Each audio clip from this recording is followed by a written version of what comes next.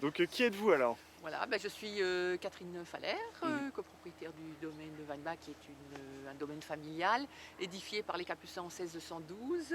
Ils cultivaient les 5 hectares du Clos jusqu'à la Révolution, jusqu'en 1789,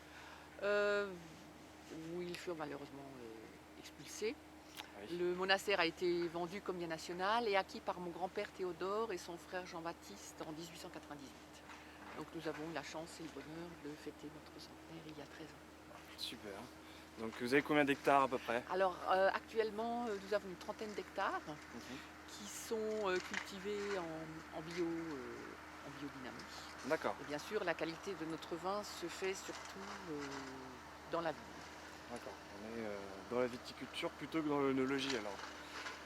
Il faut les deux, mais il est vrai que pour produire de grands Ouais, vins, il est nécessaire de récolter des raisins de grande qualité. ouais, on est d'accord. Oui, tout à fait. C'est Ouais, nécessaire. Et dans le respect de l'environnement, bien sûr. ouais. Ce qui permet au terroir de mieux s'exprimer dans les vins. Vous êtes en biodynamie depuis combien de temps? Alors nous avons commencé en 98 par le tiers de la 98. surface. D'accord. Depuis 2005, la totalité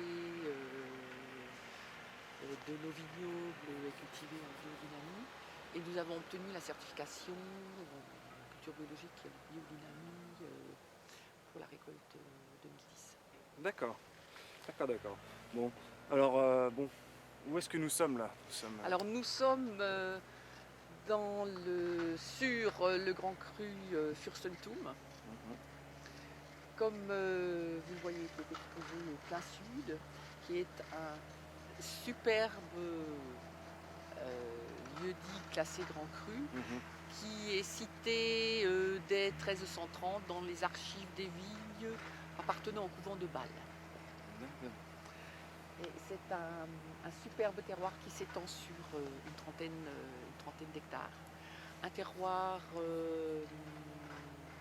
marno-calcaire, Mhm. je dirais plutôt marno-calcaro-gréseux, qui produit des, des vins qui sont opulents, avec une belle complexité aromatique et un superbe équilibre. Alors D'accord, pour notre part, nous avons principalement du Gewürztraminer.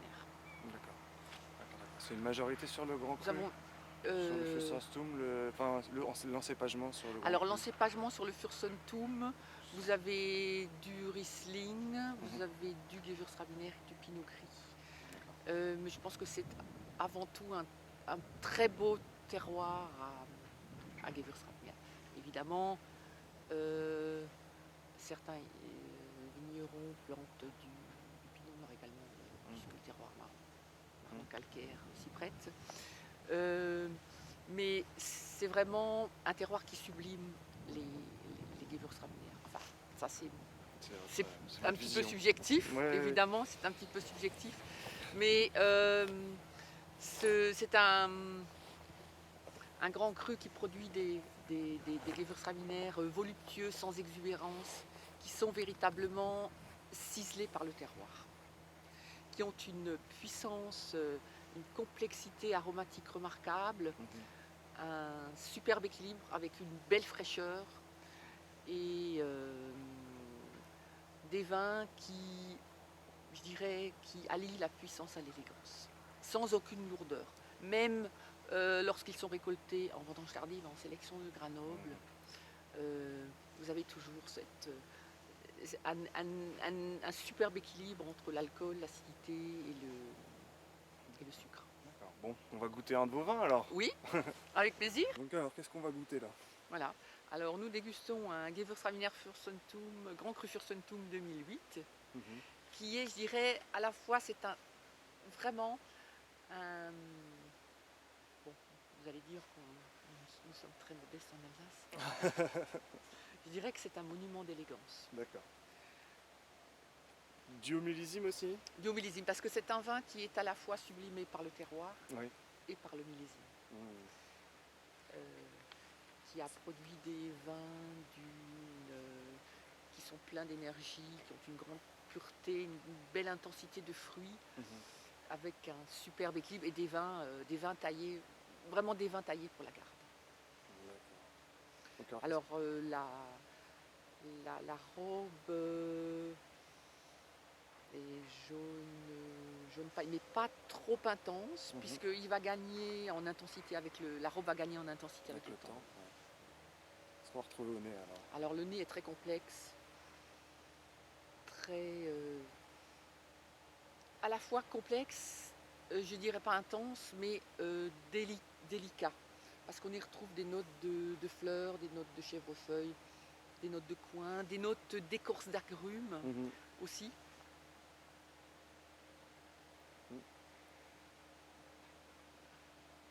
C'est très très très très complexe. Avec des notes un petit peu confites. Je dirais des notes d'écorce d'orange confite.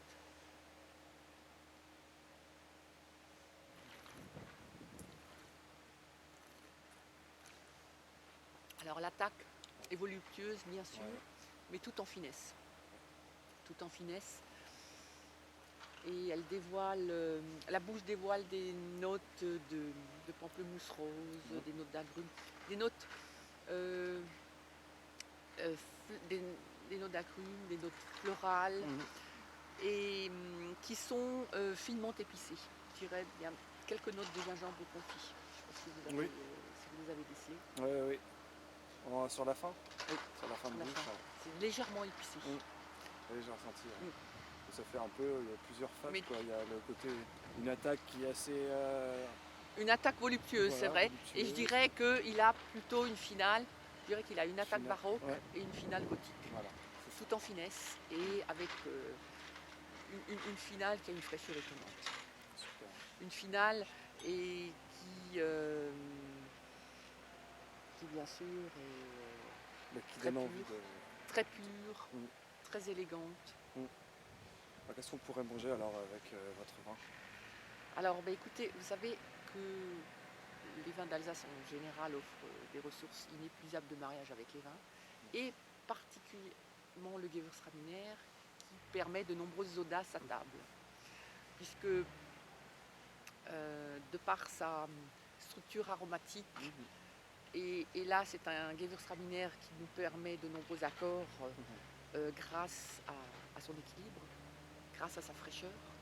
Donc déjà pour commencer, vous pourrez servir en apéritif. Sur la cuisine indienne, les épices, les currys, les tandoori, la cuisine chinoise, les sucrés salés. Par exemple sur un canard à l'orange également. Sur Ça, un... je viens de le voir, j'ai eu un flash là. Vous pouvez l'imaginer, hein, sur un foie gras, bien sûr. Et il ne faut pas l'oublier, l'accord du Gewürztraminer sur les fromages. Parce que vous avez vraiment un accord parfait.